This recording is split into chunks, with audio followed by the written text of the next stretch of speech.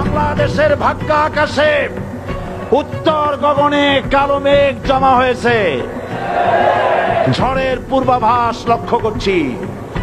বাংলাদেশের প্রখ্যাত ইসলামী চিন্তাবিদ ও বাংলাদেশ জামায়াতে ইসলামীর সাবেক নায়েবে আমির মাওলানা দেলোয়ার হোসেন সাঈদীর মৃত্যু নিয়ে নতুন করে আলোচনা শুরু হয়েছে। তার মৃত্যুর পেছনে ভারতের গোয়েন্দা সংস্থা এর ভূমিকা থাকার অভিযোগ উঠেছে। সাঈদীর জেল জীবনের সাথীরা এবং তার সেবকদের বর্ণনা অনুযায়ী ভারতের গোয়েন্দা সংস্থা বাংলাদেশের সাবেক প্রধানমন্ত্রী শেখ হাসিনার কাছে একটি গোপন প্রতিবেদন দিয়েছিল, যেখানে সাঈদীকে দুনিয়া থেকে সরিয়ে দেওয়ার নির্দেশনা দেওয়া হয়েছিল।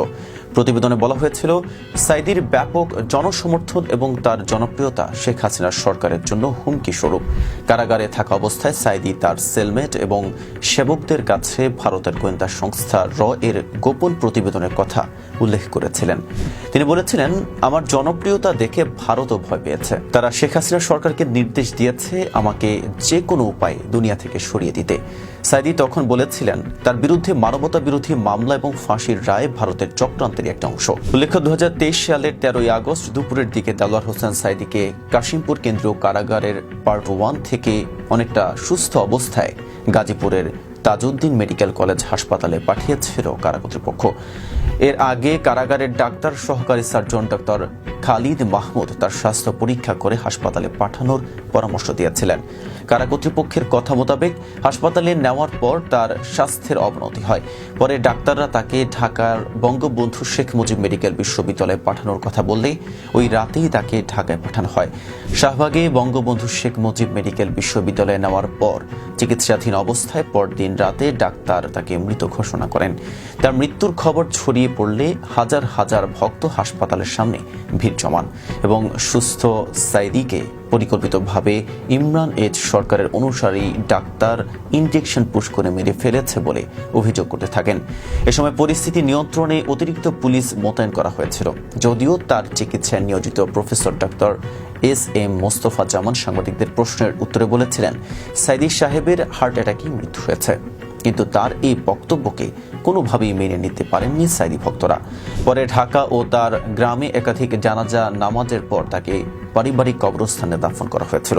যদিও এই ঘটনার 2 মাস পর 2023 সালের 1 অক্টোবর দেলোয়ার হোসেন সাঈদীর ছেলে মাসুদ সাঈদী সাংবাদিকদের কাছে বলেছিলেন, কারাগার থেকে সুস্থ সাঈদীকে এনেই পরিকল্পিতভাবে হত্যা করেছিল হাসিনা সরকার। হাসিনা আমাদেরকে সে সুযোগ দেয়নি, শুধু তাকে সুযোগই দেয়নি, বরং পরিকল্পিতভাবে তাকে তারা দুনিয়া থেকে বিদায় করে দিয়েছে।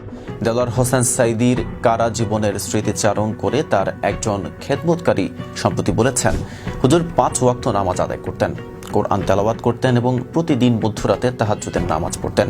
ফজরের নামাজের পরই তিনি ঘুমাতেন। কারাগারে তার উপর কঠোর নজরদারি ছিল। বাহিরের খাবার দেওয়া হতো না। তিনি কারাগারের সাধারণ খাবার এবং ক্যান্টিন থেকে কিনে খেতেন। ব্যক্তিগত আলাপে তিনি বলতেন, কোরআনের শিক্ষা ছড়িয়ে দিতে 55টি দেশে ইসলাম প্রচার করেছেন তিনি। কারাগারে বসেই তিনি নন্দিত জাতি নন্দিত গন্তব্য শিরোনামে 552 পৃষ্ঠার একটি বই লিখেছেন, যা বর্তমানে বাজারে পাওয়া যায়। দেলোয়ার হোসেন সাঈদীর মৃত্যু নিয়ে এখনো অনেক প্রশ্ন রয়ে গেছে। তার ভক্তরা এবং পরিবার ভারতের গোয়েন্দা সংস্থা এর ভূমিকা এবং শেখ হাসিনা সরকারের সম্ভাব্য জড়িত থাকার বিষয়ে তদন্তের দাবি জানিয়েছেন। উল্লেখ্য, দেলোয়ার হোসেন সাঈদী ছিলেন বাংলাদেশের অন্যতম প্রখ্যাত আলেম ও ইসলামী ব্যক্তিত্ব।